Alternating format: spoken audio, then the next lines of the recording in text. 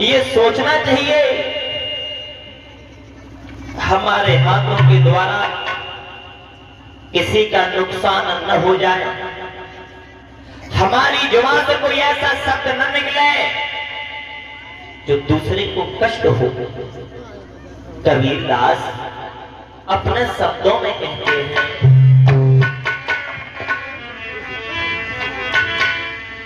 ऐसी बानी बोलिए मन काया पाखो,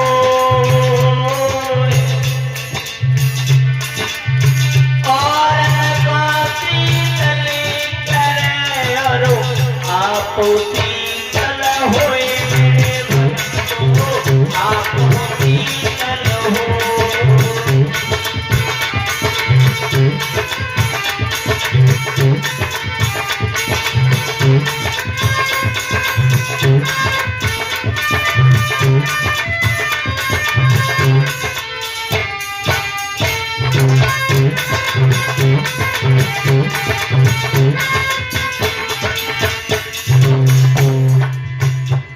ऐसी बानी बोलो जो आपकी बाणी सुनने के बाद सुनने वाला इंसान मोहित हो जाए, आप पर प्रसन्न हो जाए।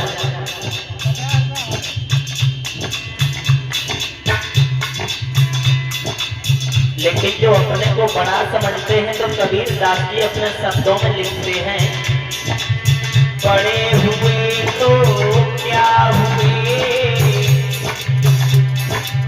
जैसे पेड़ खजूर,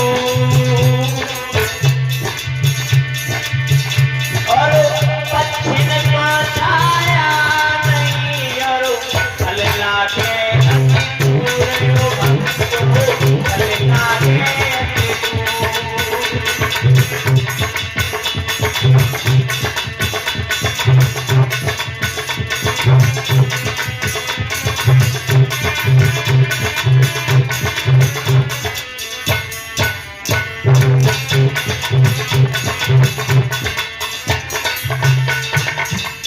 ऐसी बानी बोलिए मन काया पाखो, ऐसी बानी बोलो जो अपने शरीर के अंदर एक मनोरूपी घोड़ा है, इससे अपने ऊपर बहुत बड़ा नाज हुआ करता है। जिसने अपने मन को कंट्रोल कर लिया तो उसके सामने कभी मुसीबत नहीं आती। और ये जो मनोरूपी घोड़ा ये कंट्रोल कब होता है, कब रुकता है,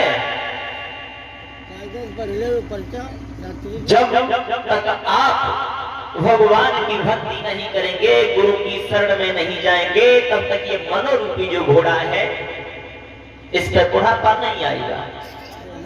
कायदे पढ़ लो, 51 रुपया आराम से पढ़ लो, आराम पढ़े। और 51 रुपए आए हैं परम सम्मानित श्रीमान बादाम सिंह यादव, जो इसी गांव बारेपुर के रहने वाले हैं।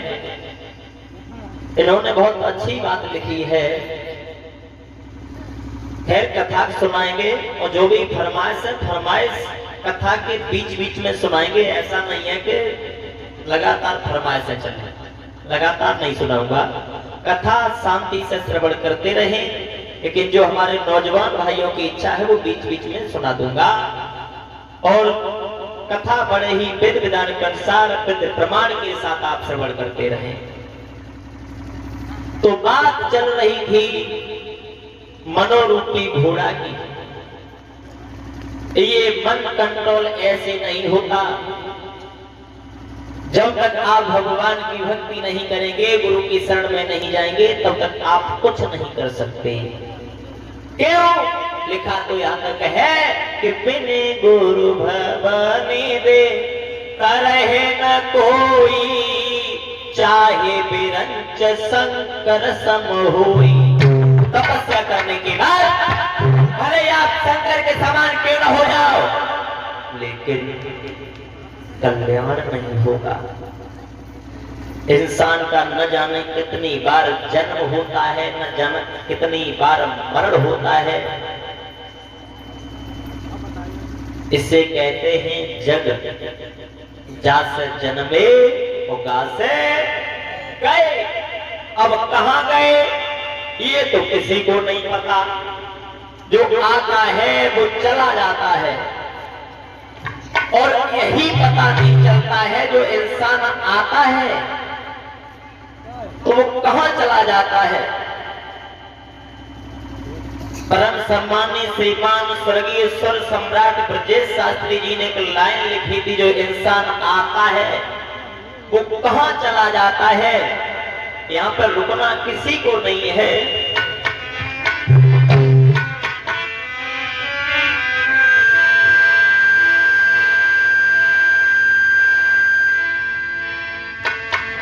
चले गए लंबरदार, रुके न पाए ठेकेदार, बड़ी बड़ी रियासत के जमींदार चले गए।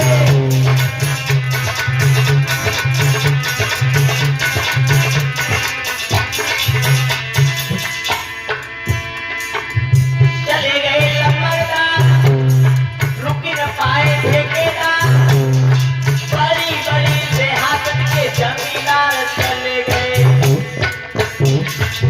चले गए हवलदार, है नहीं सूबेदार, रात में जागे जागे पहरेदार चले गए।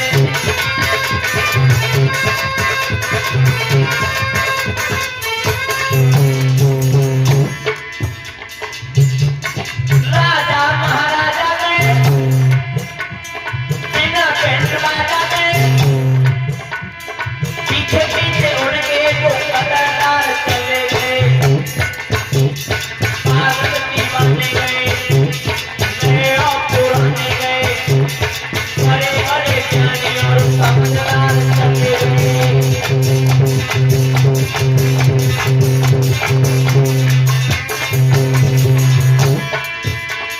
पागल दीवाने गए, नए और पुराने गए, बड़े बड़े ज्ञानी और समझदार चले गए। दुखी और सुखी गए, कोई हरी खुशी गए, सारे के सारे सूरतेदार चले गए।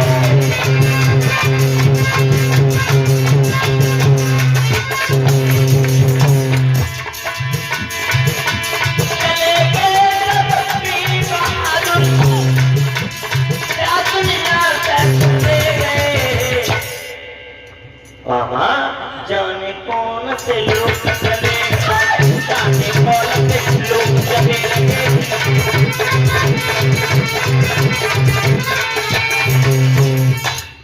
जाने कौन से लोग चले गए, कोई नहीं रुका, सब चले जाते हैं। लेकिन मैं ये कहता हूं, भगवान की कथा वो कथा है जो कलयुग के दोषों से बचा सकती है। कलयुग के दोषों से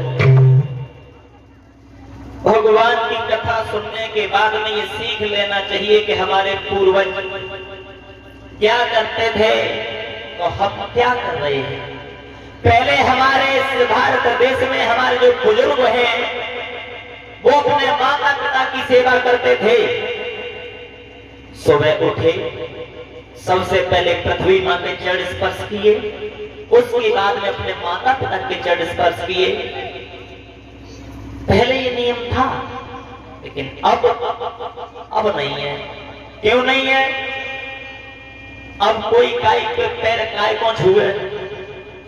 अगर कोई बुजुर्ग इंसान धोखे से किसी नौजवान लड़का से हाथ जोड़ के राम राम कर ले तो फिर वे राम राम नाए ले, फिर वे अपने बखौर न गाए देखता कि हम कुछ लग उठे ताजा जो डुकरा हमें देखने डर की वजह से राम राम करने लगो। लेकिन धिक्कार है हमारी नौजवान पीढ़ी को, पहले ऐसा नहीं था। जिसने अपने माता पिता की सेवा नहीं कर पाई, जिंदगी बेकार है। बुढ़ापे में कभी सुख नहीं मिल सकता, इस बात का दावा है। सोचो,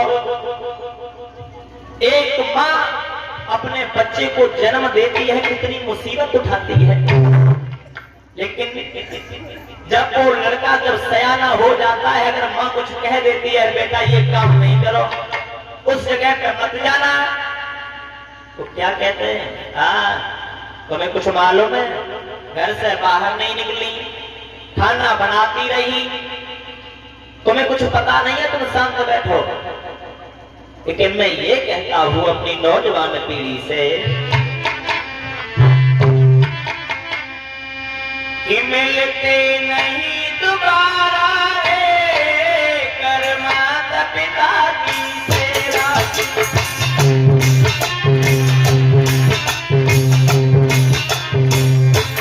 मिलते नहीं दोबारा रे कर माता पिता की सेवा।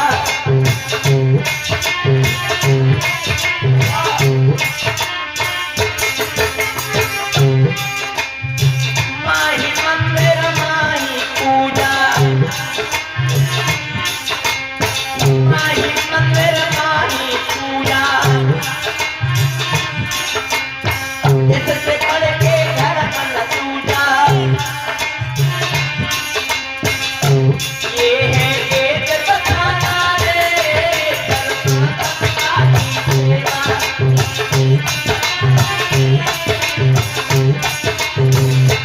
ये है वेद बताना रे कर माता पिता की सेवा।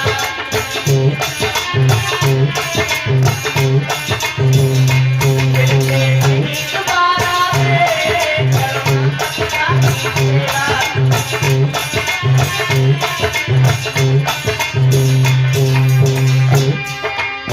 माही कम्मा माही बिसरू, माही कम्मा माही बिसरू, ये है वेद बताना रे कर माता पिता की सेवा।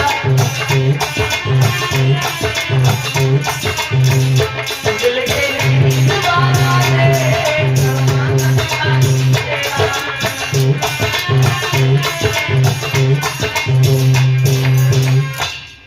जिसने अपने माता पिता की सेवा कर ली, समझ लो उसकी तकदीर सुधर गई। इसलिए मैं यही कहता हूं, भगवान की कथा सुनने से यही मतलब नहीं है कि आप बैठे रहे सुनते रहे उसके बाद में उठ करके चले गए, तो इससे कोई फायदा नहीं होगा। अगर इतनी भरी सभा में किसी से सवाल कर दें कि हमारे ऐसे कितने भाई हैं जो अपने माता पिता के सुबह उठ करके चरण स्पर्श करते हैं,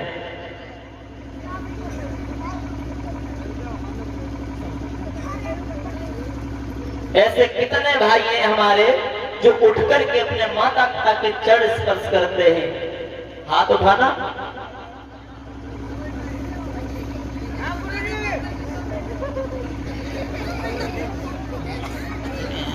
सोचो कितना बदल गया इंसान। अब हमारी ऐसी कितनी माताएं बहनें हैं, ऐसी कितनी हमारी माता यहाँ पर बैठी हैं जो अपने सास ससुर के सुबह उठकर के चरण स्पर्श करती हैं।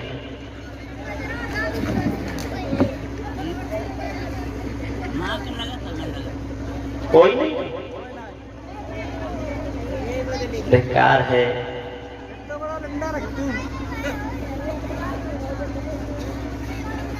अब अंतर हो गया, पहले माता पिता की सेवा की जाती थी, सास ससुर की सेवा हमारी माताएं बहनें किया करती थी, तो पहले बहुत इज्जत सम्मान से। अंतर ये हो गया, पहले अगरबत्ती लगाई जाती थी इतनी बड़ी एक विट्टी की, और एक विट्टी की ना वो तो एक लाठी के बराबर है, बहुत बड़ा अंतर है। प्यारे भक्तों, मैं तो यही कहता हूं, सुबह उठो, उठ करके अपने माता पिता के चरण स्पर्श करो। हमारी माताएं बहनें ध्यान दें इस बात पे कि अपने घर में अगर सास ससुर हैं तो उन्हें सास ससुर की दृष्टि से मत देखो, माता पिता की दृष्टि से देखो। शास्त्री जाओ, जनरेटर बंद कर जाओ।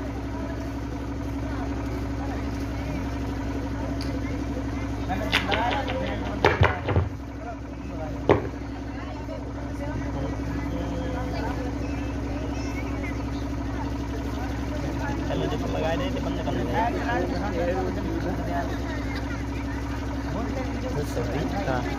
पहले लाइट के लगा दे तो फिर जनरेटर बंद करे। तो लाइट के तो पहले कैसे नहीं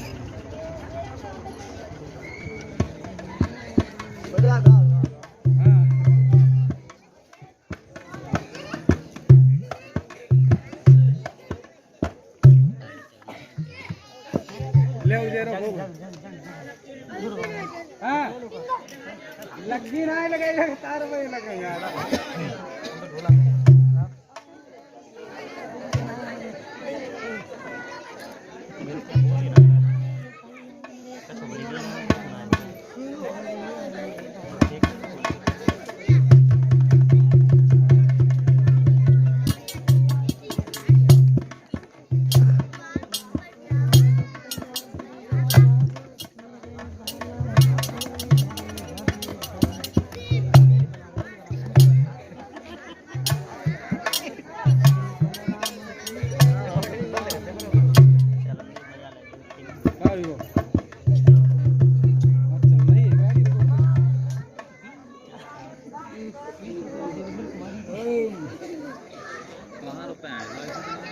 रुपये नहीं यार, 2 रुपया सीलेश कुमारी हमारे शास्त्री बोल लेना हाँ जो हो तो बता देते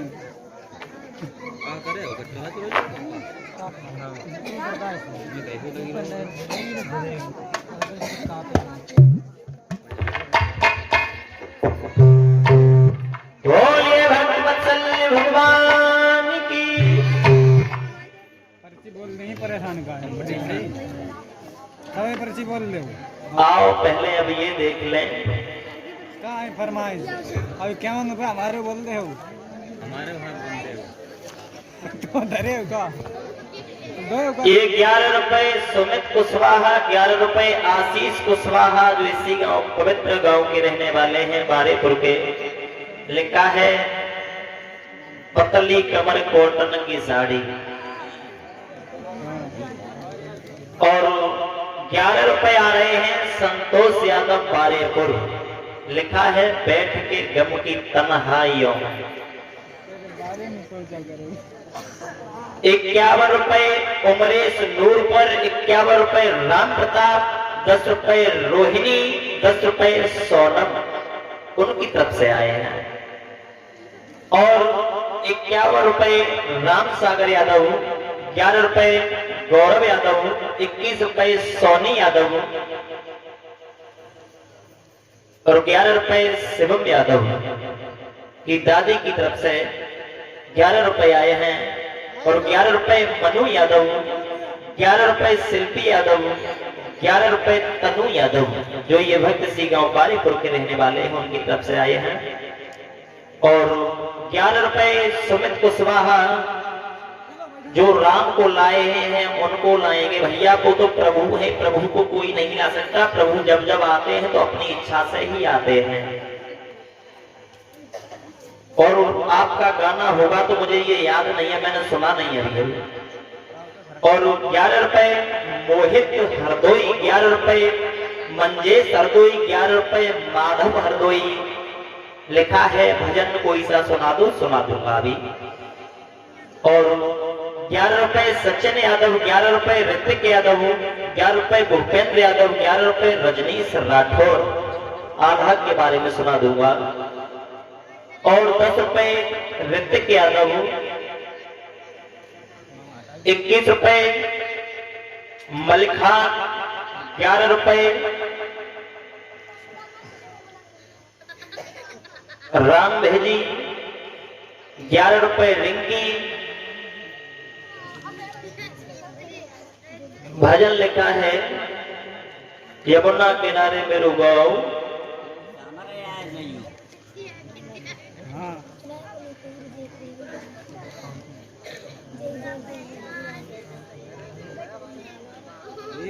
और 11 रुपए आ रहे हैं राम बरन यादव, जो इसी गाँव बारेपुर के रहने वाले हैं, जो हमारे परीक्षक जी हैं।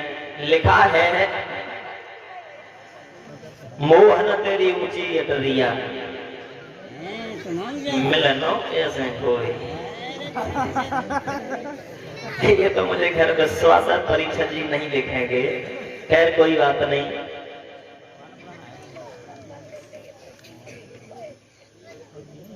आओ ये सुना दूं एक एक लाइन, फिर भगवान की कथा में गौर करेंगे किस तरीका से भगवान योगी राज कृष्ण की शादी रुक्मिणी के साथ में हुई।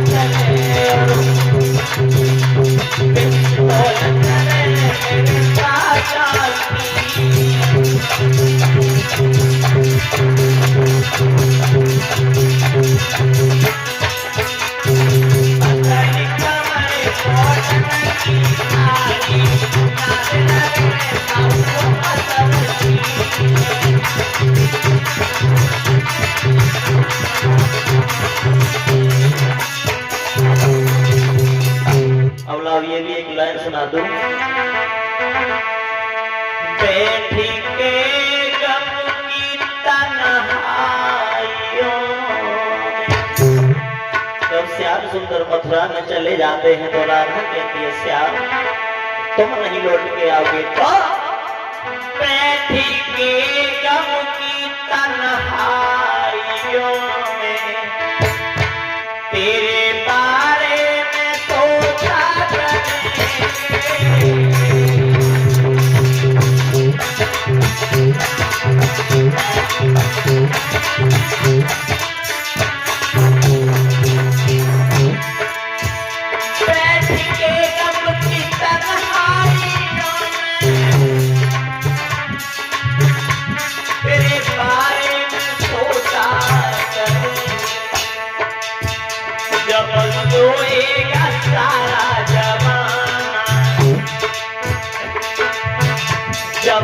सोएगा सारा जमाना, तेरी यादों में सारा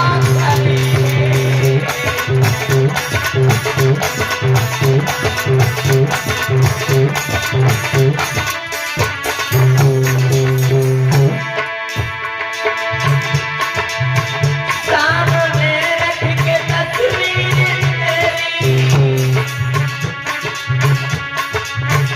यादें आने पे देखा और नाम लिख के हथेली पे देखा, नाम लिख के हथेली पे देखा, यादें आने पे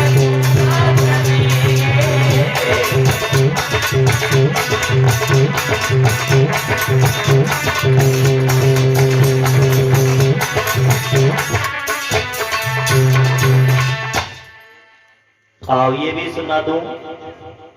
ये भजन है सभी भक्त बोलेंगे कि जमुना किनारे मेरो गाँव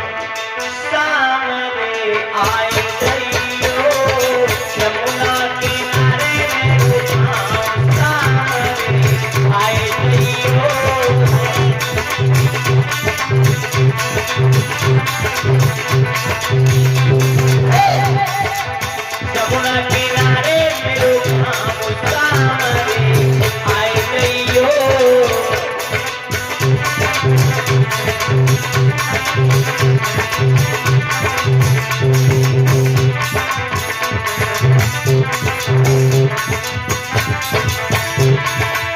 जो कान्हा मेरो घर नहीं जानो,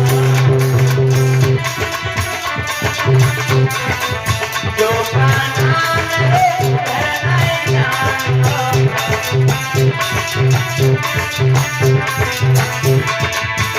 मेरो पता तो पूछो, मेरो पता तो पूछो, आए सामने आए गइयो।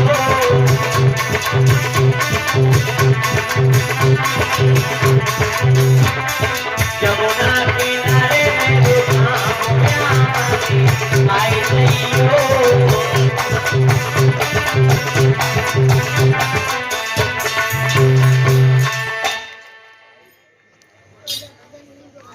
और ये लिखा है हमारे परिचय जी की तरफ से जो आया है, सभी भक्त बोलेंगे।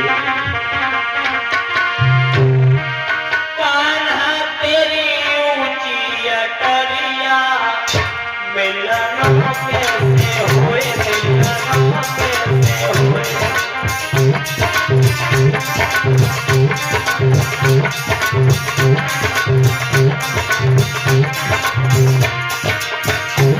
कान्हा तेरी ऊंची अटरिया, मिलन कैसे हुए, मिलन कैसे हुए।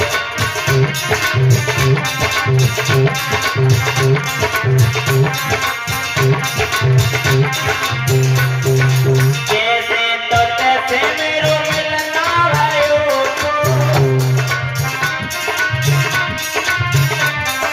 जैसे तो तैसे मेरो मिलना भयो तो।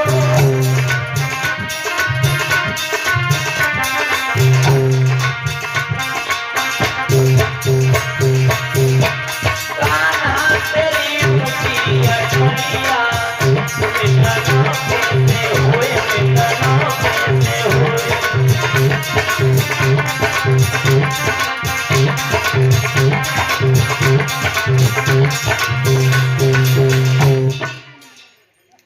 और ये 21 रुपए आ रहे हैं सुधीर यादव, जो हमारे कमेटी अध्यक्ष हैं, उनकी तरफ से। और उसमें लिखा है 12 मासी के बारे में। कोई बात नहीं, 12 मासी की बात है, मैं आपको सुनाता हूं। देखो, एक बात और बता दूं, तो वक्ता जो भी कहता है तो वक्ता की हर बात श्रवण नहीं करनी चाहिए। जो श्रोता होते हैं वो एक प्रकार के नहीं बल्कि 8 प्रकार के होते हैं। 8 प्रकार के। कुछ श्रोता होते हैं, वो तो भगवान की कथा सुनते हैं। कुछ श्रोता होते हैं जो कथा में बैठ के बातें कटर कटर कटर कटर लगे ही रहता है। कुछ चुरौता होता है, बेचैन देखता है कि आज रेड चीफ को जूता को पहन के आया हुआ है, हवा कितने का मौका लगे तो हम जहां से निकल। तो एक प्रकार के नहीं, अनेक प्रकार के श्रोता होते हैं। तो वो चीज श्रवण करनी चाहिए जो हम अपने जीवन में ढाल सकें। रही बात 12 मासी की, आप लाओ एक लाइन सुना दूं। जो आज हमारे इस हिंदुस्तान में दारू ने डेरा डाल लिया,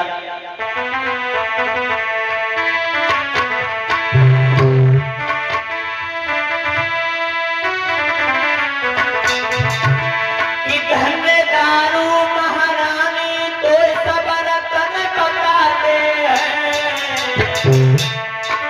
14 रतन निकले समुद्र में उनमें किनारे।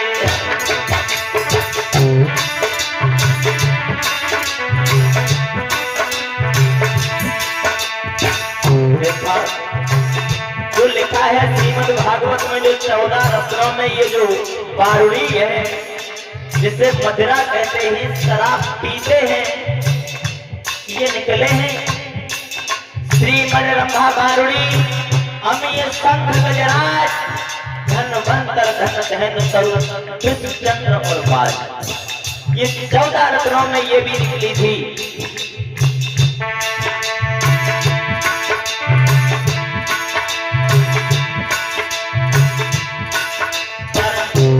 नाही असर छुपायो है, ना जाने कितनी नारिन को सुखद नाओ है। कांपे नहीं घर अब लाने रे, कांपे नहीं घर अब लाने, जीवन होएगा नरक होए नहीं हाथों पहनाए।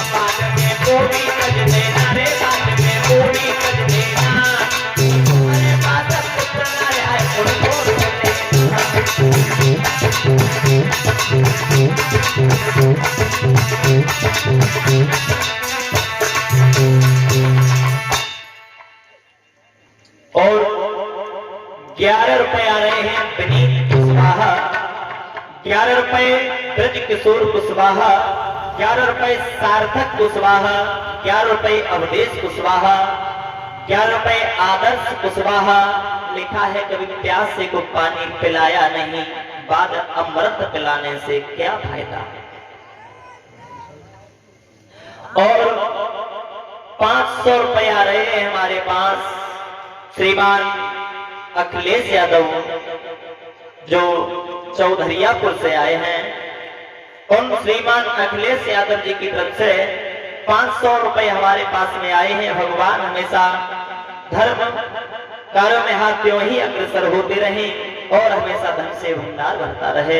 भगवान कन्हैया से यही अभिलाषा, यही आकांक्षा है। बोलिए गोविंद भगवान की। भाई जयकारो बोलो ना, कंजूसी। सभी लोग साथ साथ बोला करें। भगवान के दरबार में बैठ करके शर्म नहीं की जाती, क्योंकि सबको पता है कि मुरझाया हुआ फूल कभी ताजा नहीं होता। मुरझाया हुआ फूल कभी ताजा नहीं होता। और भगवान के दरबार में जाने के लिए कोई दरवाजा नहीं होता। अरे भगवान को भक्त पराया हो जाए, भक्त को भगवान पराया हो जाए, लेकिन भगवान को कभी भक्त पराया नहीं होता। इसलिए सभी भक्त तेजी से जयकारा बोलेंगे। बोलिए श्रीमद् भागवत महापुराण की। लेकिन कुछ हमारे भक्त जो सोच रहे हम काय क्यों बोल रहे हैं, उनने जब तक की किस्म खाई है कि हम काय को बोल रहे हैं।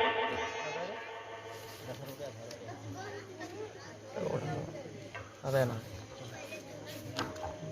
आइए अब गौर करें भगवान की पावनमयी कथा में किस तरीका से योगी राधे कृष्ण की शादी भगवान किस तरीका से रुक्मिणी के साथ में शादी करते हैं। कुंदनपुर के रहने वाले